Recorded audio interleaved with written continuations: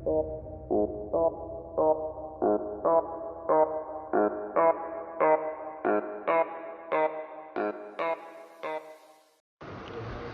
I'm really sorry. నేను trip నుంచి వెనక్కి వచ్చాక వీడియోస్ చూసే వరకు నాకు తెలీదు నా కెమెరా యాంగిల్ అంత బ్యాడ్ ఉంది అని. సో ఈ నెక్స్ట్ 3 వీడియోస్ వరకు కూడా అదే యాంగిల్ ఉండబోతుంది. నిన్న 360లో కూడా నాకు సాఫ్ట్వేర్ ఇష్యూస్ ఉన్నాయి. నేను అక్కడి నుంచి 360లో వీడియోస్ ఇక్కడ పెట్టి వేరే సౌండ్ పెట్టి అలా ట్రై చేస్తున్నాను. మీకు నచ్చినాయి అంటే ఓకే, ఒకవేళ మీకు ఇలా నచ్చట్లేదు అంటే చెప్పండి. నేను నెక్స్ట్ 2 వీడియోస్ నేను ఇంకా పోస్ట్ చేయను. నేను కొత్త కంటెంట్ మళ్ళీ చేసి పోస్ట్ చేస్తాను. Hope you guys understand. Thank you. Hello guys, welcome back to my YouTube channel. So ఇప్పుడు కేరళలో ఇంకెలా తిరగడానికి ప్లేసెస్ లేవు, ఎలా కూడా లేదు కాబట్టి ఇప్పుడే కేరళ నుంచి స్టార్ట్ అయిపోయానండి. ఇక్కడ కండిషన్ కూడా బాగాలేదు. అండ్ ఆల్సో ఇప్పుడు చూస్తే కేరళలో వర్షం కూడా పడేలా ఉంది. ఆల్రెడీ చినుకులు పడుతున్నాయి. వర్షం పడితే ఎక్కడైనా ఆగుతాను మేబీ, కానీ ఈరోజు అయితే ఇక్కడ నుంచి వెళ్ళిపోవాలి. అండ్ నెక్స్ట్ స్టాప్ వచ్చి కోయంబత్తూర్ అనుకుంటున్నాను. కోయంబత్తూర్లో ఇషా ఫౌండేషన్ దగ్గర ఒక శివుడిది ఒక పెద్ద స్టాచ్యూ ఉంటుంది. సో నెక్స్ట్ ఇషా ఫౌండేషన్ వెళ్ళాలనుకుంటున్నాను. సో ఇక్కడ నుంచి కోయంబత్తూర్లో స్టాప్ తీసుకుని ఇంకా రేపు పొద్దున్న ఇషాకి వెళ్తాను. ఇక్కడ నుంచి కోయంబత్తూర్ 157 కిలోమీటర్స్ ఉంది. అండ్ ఇప్పుడు టైం 3 అవుతుంది. 3 కూడా అవ్వలేదు ఇంకా. 3కి ఇప్పుడు ఇక్కడ నుంచి స్టార్ట్ అవుతున్నాం. గూగుల్ మ్యాప్స్ అయితే 4.5 hours చూపిస్తుంది ఆల్మోస్ట్. మనం అక్కడికి తొందరగా వెళ్ళిపోయేటట్టే చూడాలి. కానీ ఇక్కడ కండిషన్ చూస్తుంటే మాత్రం భయం వేస్తుంది నాకు. చిన్న చిన్న చినుకులు పడుతున్నాయి, అలానే చాలా చల్లగా ఉంది కూడా. ఒకవేళ కానీ వర్షం పడితే నాకు తెలిసి నేను ఆగుతాను పక్కన, ఎందుకంటే I'm not really ready to ride అనమాట వర్షంలో. ఇప్పుడు వర్షంలో రైడ్ చేయాలంటే మొత్తం పక్కన ఆగి అన్నీ సెట్ చేసుకోవాలి. సో దానికంటే కొంచెం పక్కన వర్షం తగ్గిన తర్వాత వెళ్తాను. అండ్ వర్షంలో నేను ఇక్కడ ఎందుకు డ్రైవ్ చేయను అంటున్నానంటే రోడ్స్ చాలా డేంజరస్ ఉన్నాయి, చాలా అంటే చాలా డేంజరస్ ఉన్నాయి. సో ఇలాంటి రోడ్స్లో వర్షం పడుతున్నప్పుడు డ్రైవ్ చేయడం ఇంకా ఫూలిష్నెస్ అనుకోవాలి. అందుకే ఇంక ఇక్కడ డ్రైవ్ చేయకూడదు అనుకుంటున్నాను. ఈరోజైతే కోయంబత్తూర్లో వెళ్ళి అక్కడ స్టే చేసి ఈరోజు నైట్కి రేపు మార్నింగ్ ఇషా ఫౌండేషన్కి వెళ్ళి అక్కడి నుంచి వేరే ప్లాన్ వేసుకుంటాను. యాజ్ ఆఫ్ నౌ అయితే ప్లాన్స్ ఇవే. బాగా నడపడానికి చాలా చల్లగా ఉంది. అసలు నాకు తెలిసినంత వరకు మనం ఎక్కడ ఆగాల్సిన అవసరం లేదు, ఎందుకంటే మనకి ఫుల్ ఫ్యూయల్ ఉంది. అంత ఉట్టి వర్షం పడితేనే మనం ఈరోజు ఆగుతాము. వర్షం పడితే మాత్రం నేను చాలా స్లో వెళ్తాను ఇంక ఈ రోడ్స్లో. మరి ఘోరంగా అనిపిస్తున్నాయి నాకు ఈ రోడ్స్ అయితే. అసలు చూడండి ఎంత బాగున్నాయి. అసలు ఇలాంటి రోడ్లు యాక్సిడెంట్లు ఎక్కువ అవుతాయి, ఎందుకంటే అటు చూస్తూ డ్రైవ్ చేయాలి కదా. కళ్ళు ఆటోమేటిక్గా వెళ్ళిపోతాయి, ఎవరు రోడ్ చూడరు.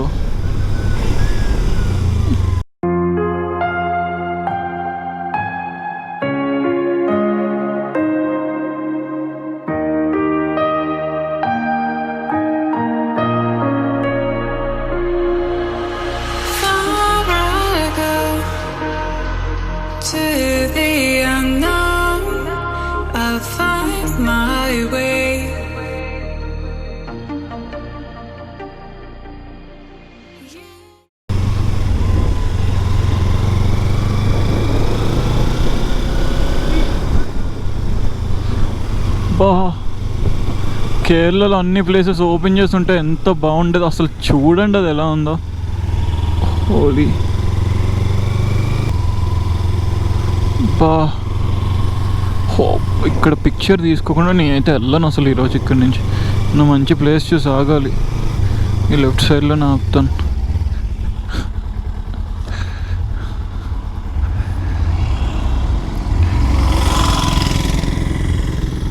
అసలు చూడండి, అసలు ఏంటి కూర్చొని బతికేయచ్చు ఇక్కడ ప్రశాంతంగా.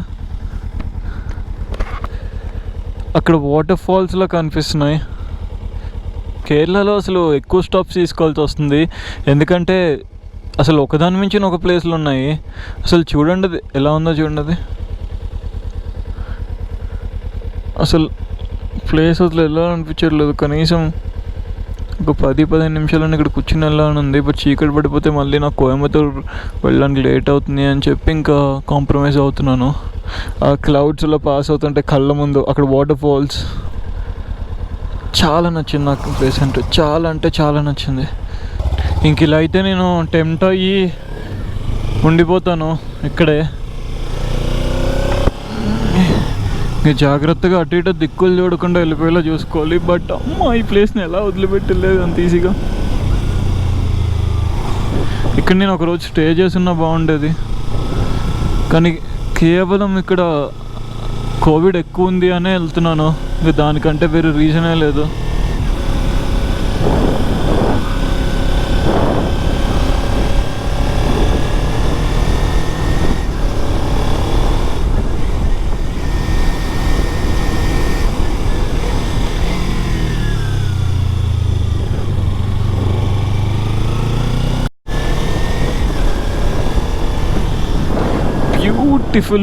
బ్యూటిఫుల్ వ్యూ అసలు.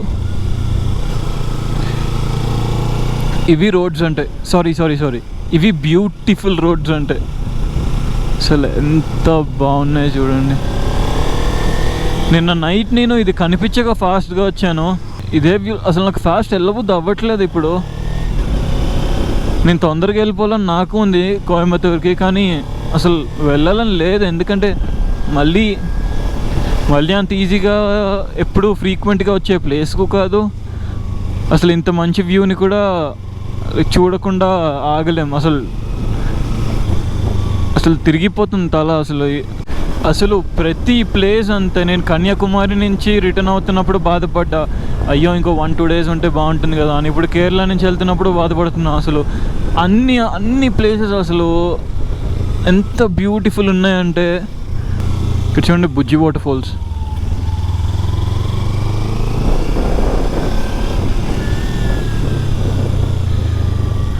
రోడ్స్ చాలా నార్మల్ ఉన్నాయి, వర్షం లేదు ఏం లేదు, డ్రైగా ఉంది.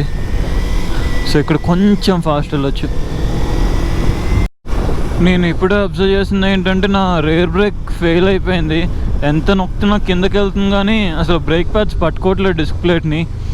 మరి అది ఓవర్ హీటింగ్ అయిందో లేదంటే ఆయిల్ ఏమన్నా బ్రేక్ ఆయిల్ ఏమన్నా పోయిందో ఏంటో అర్థం కావట్లేదు. But all of a sudden ఇలా యాక్ట్ చేస్తుంది. ఆగినప్పుడు చూస్తాను. బట్ నాకు ఎలా అయినా రేర్ బ్రేక్తో పని లేదు. ఏదో ఘాట్ రోడ్స్ కాబట్టి సేఫ్టీ కోసమని ఎక్కువ యూస్ చేస్తూ ఉండే. యాక్చువల్లీ ఆ బ్రేక్తోనే టర్న్ చేయొచ్చు అనమాట. నేను ఆ ట్రిక్ యూస్ చేస్తున్నాను ఇక్కడ, కొంచెం సేఫ్ ఉండొచ్చు అని చెప్పేసి. అది ట్రాక్లో సూపర్ బైక్స్తో చేస్తాము. టర్న్ చేసే ముందు రేర్ బ్రేక్తో చేస్తాం. అంటే రేర్ బ్రేక్ పట్టుకున్నప్పుడు కొంచెం ఆగటంతో పాటు కొంచెం టైర్ కూడా తిరుగుతుంది అన్నమాట. సో అలా ఈజీగా బైక్ని టర్న్ చేయడానికి అదొక ట్రిక్. సో అది యూస్ చేస్తూ ఉండే నేను. ఇప్పుడు అదే బ్రేక్ వెనకాల బ్రేక్ పొజిషన్లో నా ఫ్రంట్ బ్రేక్ పోయి ఉంటే నేను పక్కన ఆగిపోవాల్సిందే ఇంకా. ఎందుకంటే ఫ్రంట్ బ్రేక్ లేకుండా ఏం చేయాలన్నా, ఎంత ఇంజిన్ బ్రేకింగ్ చేద్దామన్నా సరే ఫ్రంట్ బ్రేక్ కనీసం 50% అయినా ఉండాలి. ఇలాంటి రోడ్స్లో చాలా డేంజర్ అసలు. రేర్ బ్రేక్ పోతేనే అసలు డ్రైవ్ చేయకూడదేమో ఇలాంటి దానిలో. మళ్ళీ నా రేర్ బ్రేక్ పనిచేస్తుంది దానికి అదే. సో దీని అర్థం ఏంటంటే ఎక్కువ వాడడం వల్ల, అంటే టర్న్స్ చాలా తొందరగా ఉన్నాయి కదా, సో ఎక్కువ యూస్ చేశాను. డిస్క్ ప్లేట్ ఓవర్ హీట్ అయింది. సో ఎప్పుడైనా డిస్క్ ప్లేట్ ఓవర్ హీట్ అవుతున్నప్పుడు బ్రేక్స్ పడవు. మెల్లమెల్లగా బ్రేక్ మనకి ఫేడ్ అయిపోతుంది. ఎంత నొక్కుతున్నా బ్రేక్ లోపలికి వెళ్తుంది కానీ బ్రేక్ పడదు. సో ఎప్పుడైనా ఎవరికైనా అవుతే టెన్షన్ ఎక్కువ పడకండి. ఎమర్జెన్సీ కండిషన్స్లో ఎప్పుడైనా ఎవరికైనా అలా అయితే బైక్ ఒకసారి పక్కన ఆపి మీ దగ్గర వాటర్ ఏమన్నా ఉంటే వెనకాల డిస్క్ ప్లేట్ పైన, అలానే డిస్క్ ప్లేట్ క్యాలిపర్ పైన వేసేయండి. సెట్ అయిపోతుంది, మళ్ళీ వెంటనే నార్మల్ అయిపోతుంది. అసలు ఈ క్లైమేట్ చేంజ్ చూడండి. మళ్ళీ ఆ ప్లేస్ నుంచి ఈ ప్లేస్కి రాగానే ఫుల్ ఎండ అండ్ చాలా నార్మల్ క్లైమేట్ ఉంది. అంత చలి కూడా లేదు, చాలా ప్రశాంతంగా ఉంది. ఇంకో చెక్ పోస్ట్ అనుకుంటా. Hello, hi cute.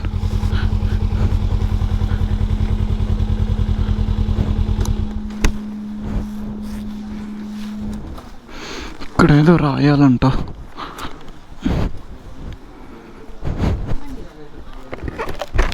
అలాగే కొంచెం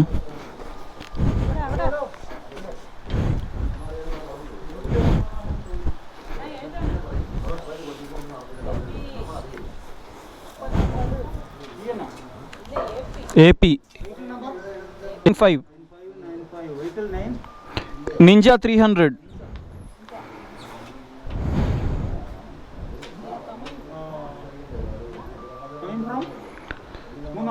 Munnar to Coimbatore, going to Coimbatore. Thank you. Cute గా అవుతుంది. Hey, no.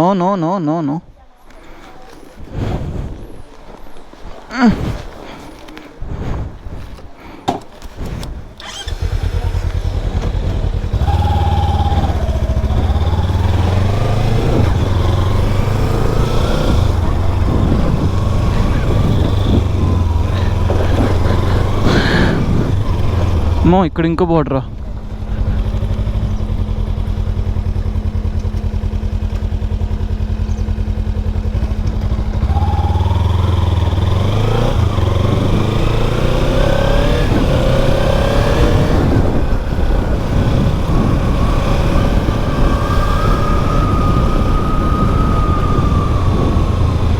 ఓ పొరపాటున అక్కడ తప్పించుకొని ఇక్కడ పట్టుకోవడానికేమో. అసలు అన్నీ చెక్ పోస్టులు ఆగాలంటే ఇక్కడ.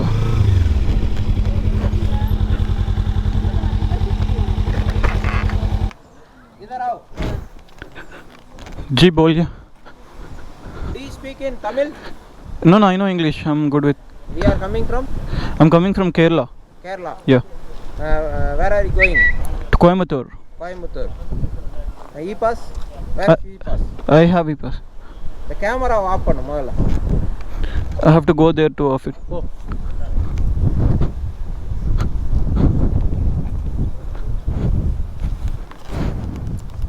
ఏంటి బండి? Ninja 300 sir. Huh? Ninja 300.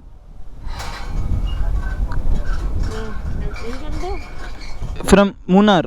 மூணாறுல இருந்து வர்றீங்களா? போறது Coimbatore. தமிழ் தெரியுது உங்களுக்கு? కొంచెం தெரியுமா? கொஞ்சம் ஃபோன். Thank you sir. పాస్ సూంపుతావు వాళ్ళు కలిసి డిపార్ట్మెంట్ వాళ్ళకి ఇదన్నీ ఆర్డర్ తగ్గికినేదా? ఇది ఒకవేళ నైట్ రూమ్ దొరకకపోతే పక్కన టెంట్ వేసుకుని పండుకుంటా ఇది పడుకుని మెటీరియల్ అన్ని కిట్ నౌ ఉన్ననా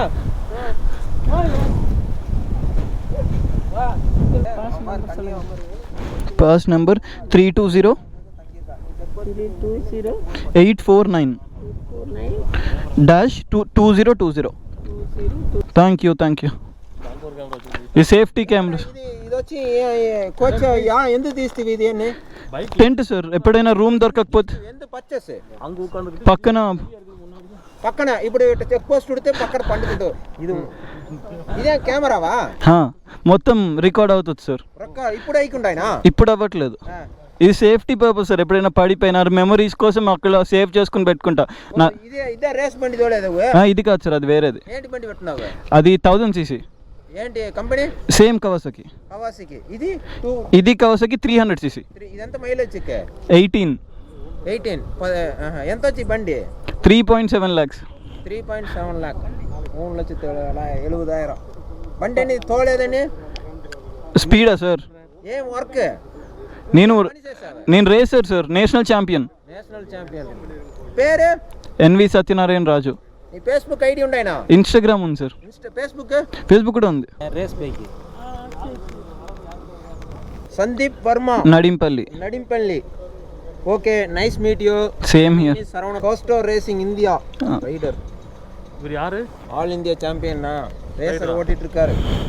ఇప్పుడు కోయంబత్తూర్లో ఎందు తంగుండావు? అక్కడ ఈషా ఫౌండేషన్ సార్. అవే ఈషా ఫౌండేషన్. అక్కడికి వెళ్ళి అక్కడి నుంచి గోవా వెళ్తా. బండి రోల్ అందా పోలీసు వచ్చా? వెళ్ళండి.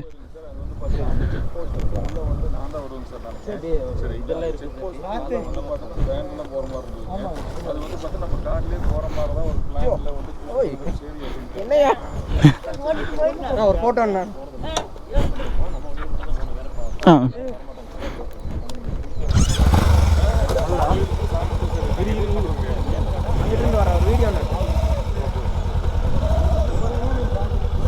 ఇది రికార్డ్ అవుతుందా? అసలు నాకంటే ఫాస్ట్ వెళ్తున్నారు ఈయన అసలు.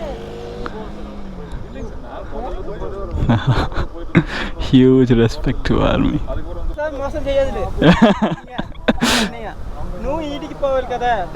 అవును, no problem.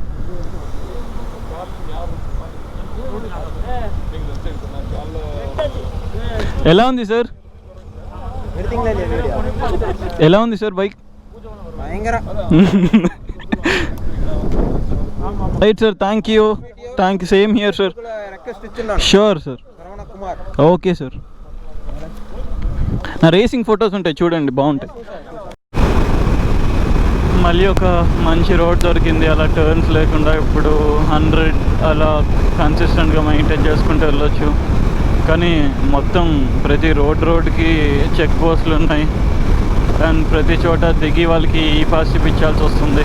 Kerala state cross చేసి తమిళనాడు వచ్చాము. ఇక్కడ నుంచి మనకి 80 కిలోమీటర్స్ వెళ్తే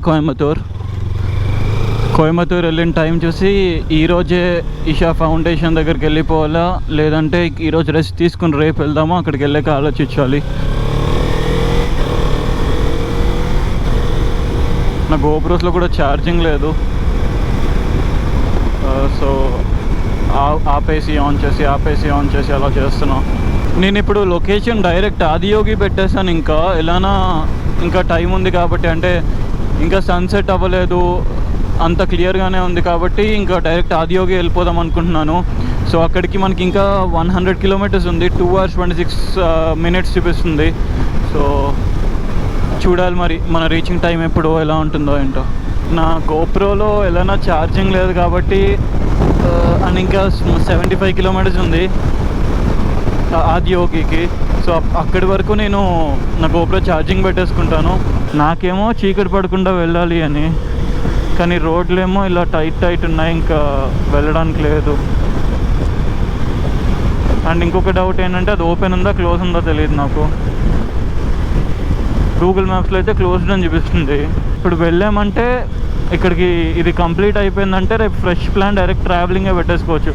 మళ్ళీ రేపు మార్నింగ్ వచ్చి దర్శనం చేసుకుని వెళ్ళేదానికంటే డైరెక్ట్గా మనం ట్రావెల్ చేసేయచ్చు. ఇంకా ఆల్మోస్ట్ 10 కిలోమీటర్స్ ఉంది మనకి, కానీ చాలా డార్క్ అయిపోయింది కదా, నాకు అక్కడ కనిపిస్తుందో లేదా అని డౌట్. మరి చూద్దాం, I try my best. Actually చెప్పాలంటే కరెక్ట్ టైంకి వచ్చాము. 7 o'clock ఇది క్లోజ్ అంట, మనకి ఇంకా 10 minutes ఉంది. సో థ్యాంక్ గాడ్, రిస్క్ తీసుకున్నా సరే అట్లీస్ట్ టైంకి వచ్చాము. నాకు ఈ ప్లేస్ అంటే చాలా ఇష్టం అసలు కోయంబత్తూర్లో. నేను జనరల్గా రేస్ వీకెండ్స్కి వచ్చినప్పుడు అలా వస్తూ ఉంటాను ఇక్కడికి. అది మెడిటేషన్ చేసుకునే ప్లేస్. అక్కడ కూర్చుంటే ఒక మ్యూజిక్ వస్తుంది, అసలు ఒక పీస్లోకి వెళ్ళిపోతాం. అక్కడ కూర్చుంటే మాత్రం ఒక ట్రాన్స్లోకి తీసుకెళ్ళిపోతుంది. అక్కడ కూర్చుంటే మాత్రం చాలా బాగుంటుంది, ఆ ఫీలింగ్ చాలా ప్రశాంతంగా ఉంటుంది.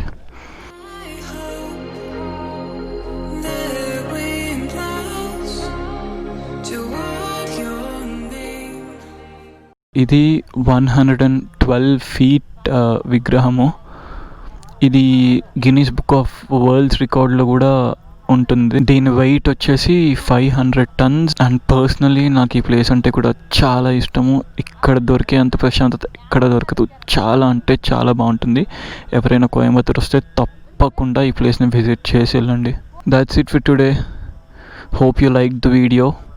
Don't forget to like, share and subscribe my YouTube channel. Thank you.